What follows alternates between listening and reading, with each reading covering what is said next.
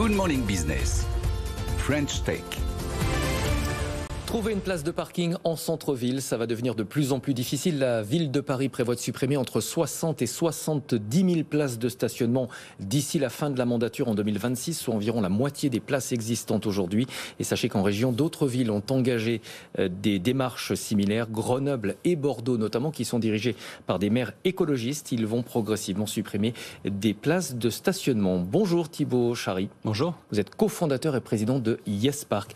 Vous proposez de mettre en location des places de parking privées qui ne sont pas utilisées par leurs propriétaires. Vous êtes présent dans 570 communes, 40 000 places de parking, 20 000 en Ile-de-France. Expliquez-nous. Eh bien, écoutez, c'est très simple. On répond à une double problématique.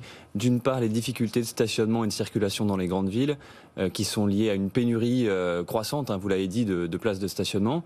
Donc on va mettre sur le marché des places de parking qui sont des places de parking situées en souterrain sous des immeubles d'habitation, par exemple.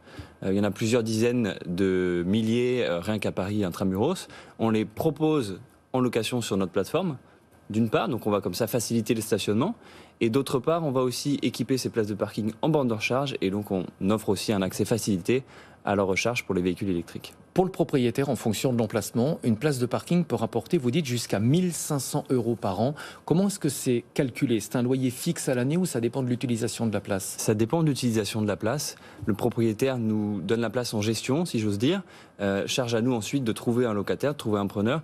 Ce sont des locations mensuelles. On va prendre une commission, évidemment, pour se rémunérer. Et ensuite, la majeure partie des loyers est reversée au propriétaire. Quel est le montant de la commission?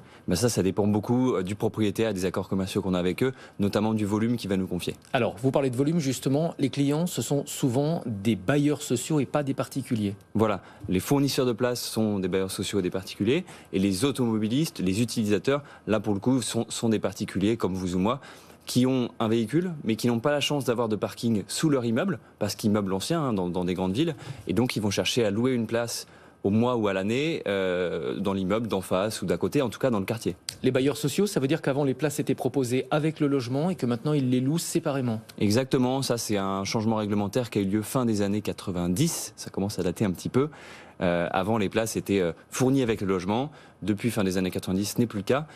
Ça a notamment généré un certain nombre de places vacantes dans les sous-sols des bailleurs sociaux. Ils ont fait beaucoup de travail pour les louer et on est une des solutions qu'ils mettent en place pour louer ces places vacantes. Je le disais en introduction, il y a actuellement une pénurie de places de parking en centre-ville. Néanmoins, est-ce qu'on aura toujours besoin, dans le futur, de places de stationnement? Vous le savez, les centres-villes sont de plus en plus inaccessibles pour les voitures. Et les experts nous disent que la norme dans le futur, ce sera plutôt l'autopartage, c'est-à-dire une voiture dont on ne sera pas forcément propriétaire et surtout qui passera peu de temps au parking. Ouais, c'est un sujet qui est passionnant. Alors deux choses déjà. À court terme, on voit que le nombre de places de stationnement en voirie diminue plus vite que les véhicules, que le nombre de véhicules liés à l'autopartage notamment. Donc à court terme, on voit clairement qu'il y a une tension de plus en plus forte sur le stationnement. On peut s'interroger sur le long terme.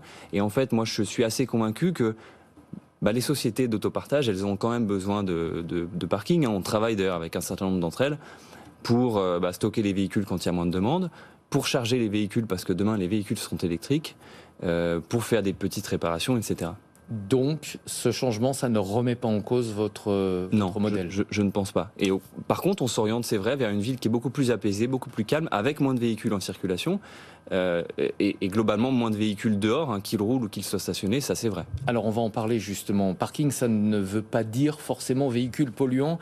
Vous proposez des places de parking équipées de bornes de recharge électrique. Quel est le pourcentage aujourd'hui des places équipées sur le total que vous avez en location? Aujourd'hui, c'est assez faible. On a 150 places de parking équipées sur les 40 000, donc ça reste extrêmement marginal.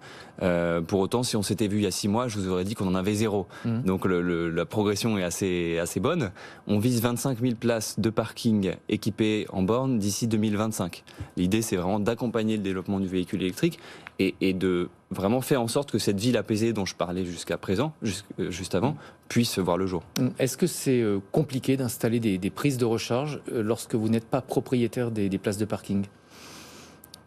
Techniquement, c'est pas très compliqué. Il faut évidemment l'accord du propriétaire. On a quelques difficultés, notamment le gouvernement, l'État a mis en place un certain nombre d'aides, de subventions pour favoriser l'installation de bornes, c'est très bien. Il se trouve que les cahiers des charges qui régissent ces subventions sont assez rigides et que, pour le coup, on a du mal à bénéficier de ces subventions quand on n'est pas propriétaire des lieux. Ça, c'est clairement une évolution réglementaire ou technique à appliquer, à mon avis. Il va peut-être falloir être plus souple. On a un objectif 2035 pour l'arrêt de la commercialisation des véhicules thermiques en Europe. Pour l'instant, on n'a pas beaucoup de places de parking équipées. Clairement, on est en retard. Il faut mettre plus de moyens. Vous proposez aussi de transformer des places de stationnement voitures en garage à vélo sécurisé pour 10 € par mois. Exactement. L'idée, c'est vraiment d'accompagner la ville, donc tout mode de déplacement, la voiture électrique, les vélos, les motos. On transforme un certain nombre de places destinées initialement aux voitures en local vélo. On les met ensuite à disposition des différents utilisateurs.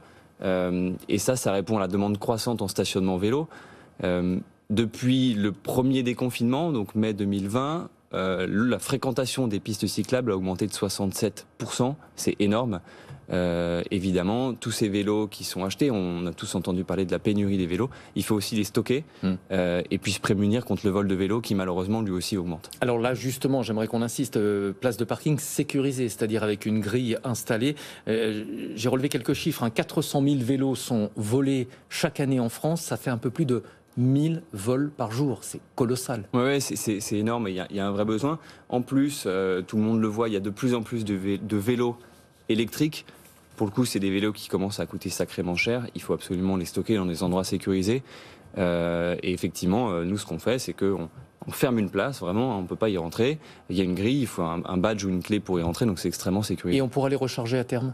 Et à terme, on aimerait effectivement électrifier ces box vélos pour que les quelques vélos qui sont solidaires, enfin dont la batterie est solidaire du vélo, et la plupart des vélos on peut enlever la batterie mais certains non, puissent également être rechargés dans ces box. Merci beaucoup Thibaut Chary, cofondateur et président de YesPark. Merci d'être venu en plateau ce matin.